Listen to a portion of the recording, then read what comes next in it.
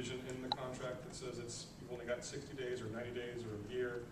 You may be able to negotiate that away, or just be aware that you have that clause in case a problem comes up.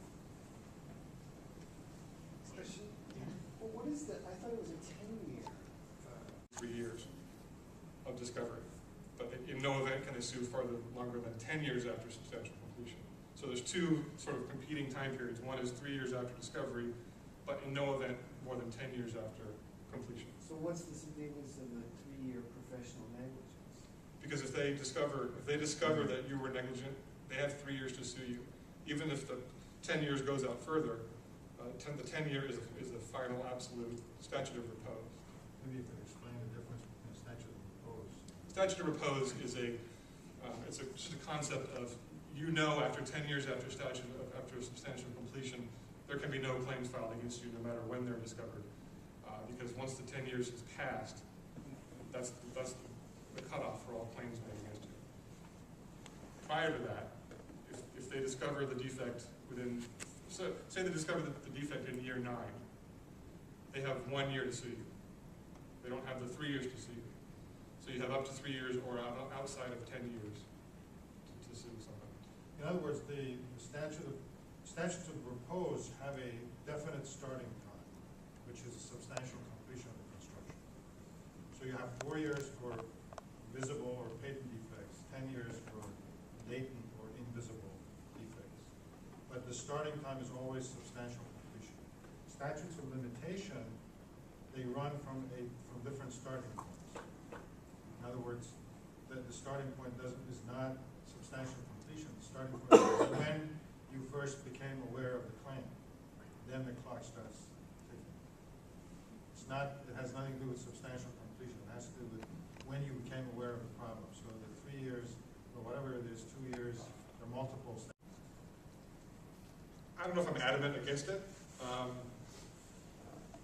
A court can't force you to go to mediation or arbitration. They can recommend it. But again, if you have an arbitration clause, a court can force you to go to arbitration. Again, I have seen cases resolved in arbitration quickly, and I've seen cases drag on forever in arbitration. It has its risks, there's no doubt. It has its risks. And if it's binding, you've got no right of appeal. You're stuck with the arbitrator's decision. So if there's an arbitration, a choice of arbitrator, you want to be wary of that. Why is someone choosing an arbitrator? Have they worked with them before? Do they have any prior experience? Did they get a large award from them before? So what do you advise architects to agree to? Well,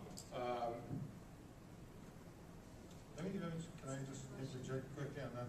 You can have a hybrid. You can say disputes up to a certain amount go to arbitration.